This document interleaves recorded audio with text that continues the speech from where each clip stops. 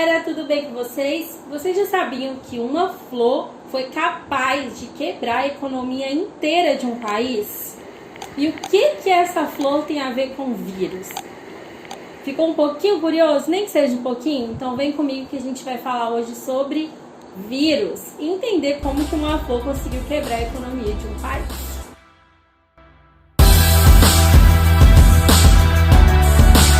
Os vírus são criaturas muito complicadas e que muitos pesquisadores ao longo da história da humanidade discutiram sobre mais que diabos é isso.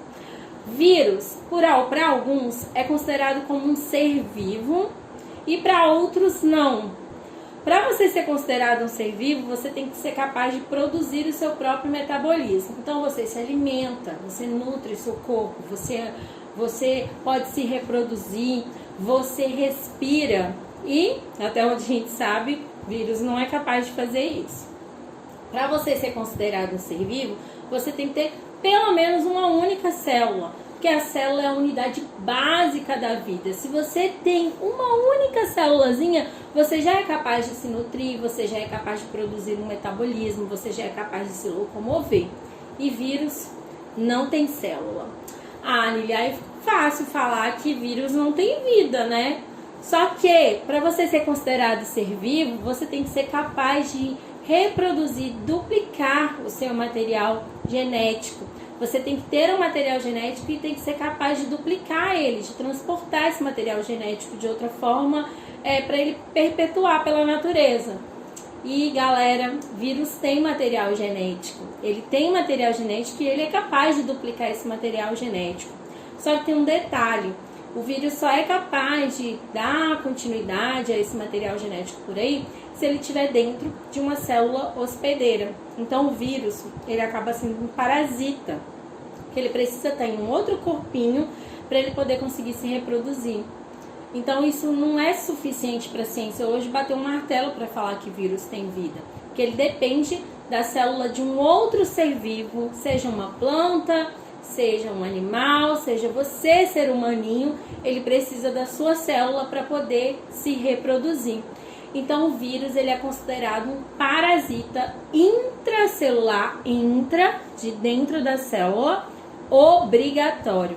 Então o vírus é um parasita intracelular obrigatório, portanto ele é um agente infeccioso. Ele só consegue fazer as coisas se estiver dentro de um corpo. Então nós hoje consideramos os vírus umas entidades acelulares. Entidade porque a gente não pode definir como um organismo, a gente não tem uma definição para ele. E acelular, o A na biologia muitas vezes quer dizer uma negação. Então eu estou dizendo que ele não tem célula.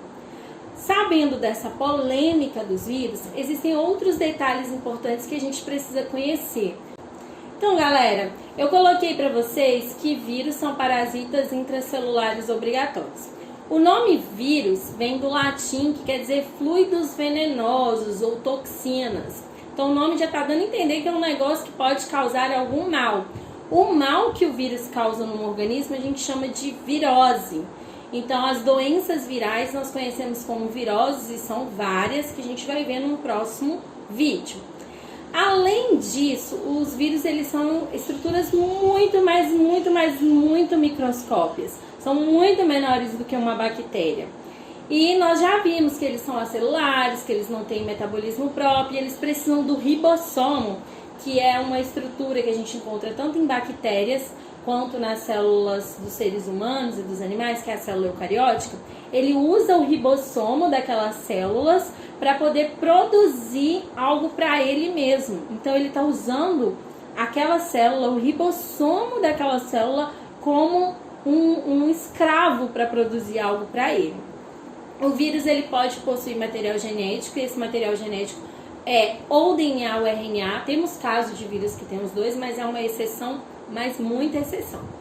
Outra característica que você tem que visualizar, que eu vou pedir para a produção colocar a imagem aqui agora, é sobre a característica que o vírus tem. Nós temos diversos tipos de vírus. Então, vocês estão vendo aí na imagem que temos vírus com formatos variados. Por quê? Porque o vírus, ele é altamente específico, significa que a gente tem um vírus determinado para infectar determinado tipo de célula. Temos um padrão, mas estamos vendo aí a variação desse padrão. Então, aquele vírus foi feito para infectar aquele tipo de célula. Aquele vírus foi feito para infectar aquele tipo de organismo. Então, a gente tem um vírus específico para infectar bactéria. Então, esse que vocês estão vendo aí na imagem é o bacteriófago. Ele tem um capsídeo, que é como se fosse uma cabecinha dele. O ácido nucleico dele, que é o DNA, o RNA, está aí dentro do capsídeo. Ele tem uma bainha que protege esse vírus. E ele tem uns pinos, que são umas fibras, que ajudam ele a perfurar a célula da bactéria e causar aquela infecção. Outro assunto que a gente tem que saber quando se trata sobre vírus são os conceitos que estão ligados com essa matéria. Porque senão a gente fica muito confuso. Então você já viu as características gerais, você já viu o que significa o nome do vírus, você já viu a estrutura do vírus, principalmente a estrutura dele, que é o ácido nucleico, é o DNA, o RNA, o capsídeo, e quando tem um envelope com algumas proteínas, é que o vírus é aquele vírus assim, poderoso, né, que pode causar uma doença maior, é mais difícil para poder quebrar aquele vírus, é mais difícil para poder destruir. Depois de saber isso, você tem que conhecer alguns conceitos que são muito parecidos. E eu coloquei numa tabelinha aqui para vocês, coloquei numa tabela para vocês verem. Olha aí essa tabela. Os conceitos são vírion, prions, viroides, bacteriófagos, retrovírus e viroses. Eu sei, é muito termo, é muita palavra, mas vamos lá. O que é um vírion? O vírion é o nome que a gente dá ao vírus antes dele penetrar a célula. Então, galera, volta aqui. O vírus, ele não é só uma entidade celular? Ele não consegue se locomover sozinho? Ele não consegue fazer nada sozinho? Quer dizer que para um vírus te infectar, algo ou alguém tem que encostar nele e levar isso até você. Então, hoje a gente está descobrindo muitos vírus novos, muitas doenças novas que antes nossos pais, nossos avós, nossos bisavós nunca ouviram falar. Por que hoje a gente está conhecendo? É porque surgiu doenças novas? Não. Mas é porque o nosso hábito de vida fez com que o ser humano começasse a explorar um monte de floresta, começasse a ir num monte de lugar, começasse a destruir um monte de coisa, a construir um monte de lugar. E ao descobrir esses lugares novos, o ser humano teve contato com aqueles vírus que estavam ali parados, sem fazer nada. E aí veio um e encostou, aí veio um bicho e foi lá e encostou. E acabou trazendo isso para dentro das cidades. Por isso que a gente tem um tanto de doença nova. Mas não é as doenças que são novas, os vírus sempre existiram. Eles começaram a causar as doenças porque o ser humano começou a ter contato com eles devido ao jeito que a gente está vivendo, o jeito que a humanidade está. E pode esperar que está para aparecer mais. Então, o vírus, antes dele infectar uma célula, ele é chamado de vírus. Aí na tabela que vocês estão vendo, temos um outro tipo de termo que são os prions. Os prions são proteínas infectantes. Então, tem uma doença que é chamada de mal da vaca louca. Depois pesquisa no Google aí. Essa doença foi causada por um prion, que é uma proteína, que é um pedaço do vírus que infectou as vacas. Temos um outro tipo de termo que é chamado de viroides. Então, os viroides são pequenas moléculas circulares de RNA que atacam a planta. Então, é um tipo do pedaço lá do ácido nucleico do vírus que ataca as plantas. Um outro termo que nós temos é o bacteriófago. O bacteriófago é o vírus que invade bactérias. E eles introduzem somente o material genético delas dentro das bactérias. Outro tipo de vírus é o retrovírus. O retrovírus é aquele que vai do RNA para o DNA. Ele faz um processo que a gente chama lá na genética de transcriptase reversa. E quem é o vírus mais famoso por fazer isso é o vírus que causa a doença da AIDS. O outro termo que está aí é o de viroses. Viroses são doenças causadas por vírus. Basta saber, até aí, volta a imagem para mim. Galera, aqui a gente está vendo só o básico. Um outro termo que você tem que lembrar, um outro assunto que você tem que conhecer aí agora, nesse momento básico, é sobre a reprodução dos vírus. Os vírus, eles fazem 2 tipos de ciclos para se reproduzir. Se reproduzir é criar indivíduos novos. Então, ele tem um ciclo que é chamado de lisogênico e ele tem um ciclo que é chamado de lítico. O ciclo lisogênico é quando o vírus introduz um material genético na célula e a célula vai se dividir com o material genético do vírus. E o ciclo lítico é aquele que vai produzir novos vírus que podem causar um rompimento da célula. Então, lítico rompeu a célula. Vamos ver a imagem para a gente poder encerrar essa parte básica aí. Então, pessoal, vou falar rapidinho aí do ciclo, né? Nós estamos vendo aí uma célula bacteriana e um bacteriófago, que é aquele vírus que infecta a bactéria. O bacteriófago, ele vai impregnar mesmo, ele vai grudar ali na membrana da célula bacteriana e vai inocular, liberar o seu DNA dentro da célula bacteriana. Uma vez que o DNA está ali dentro, o ciclo pode ser tanto lisogênico quanto lítico. Então, tem dois caminhos para acontecer. No ciclo lisogênico, o DNA do vírus vai se unir ao DNA da bactéria. E todas as vezes que a bactéria se dividir, ela vai dividir com o DNA viral. Então, o DNA vai continuar sendo dividido junto com o DNA da bactéria. Vírus e bactéria dividindo o DNA juntos. Já no ciclo lítico, é quando o DNA da bactéria está ali, e ele começa a ser escravo do DNA do vírus. Então, vai ter síntese de proteína viral para formar novos vírus. Uma vez que novos vírus são formados, quando começa a ter a replicação do DNA viral, começa a empacotar essas partículas virais, os vírus vão lá e explodem a célula fica tão lotada de vírus, mas tão lotada de vírus que elas explodem, elas lisam, elas quebram.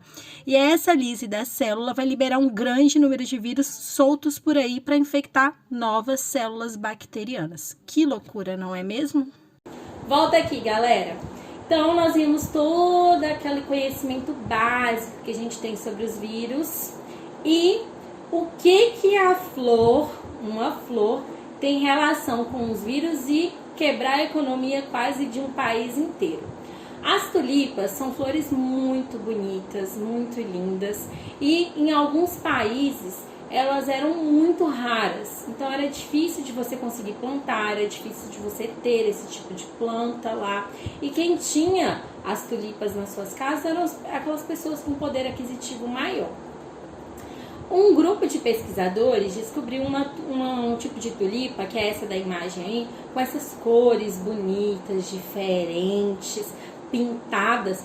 A galera da alta sociedade daqui do país, que é a Holanda no caso, ficou louca com essa flor. Só que o que eles não sabiam, que o que causava aquelas cores bonitas era um vírus que estava infectando aquela planta.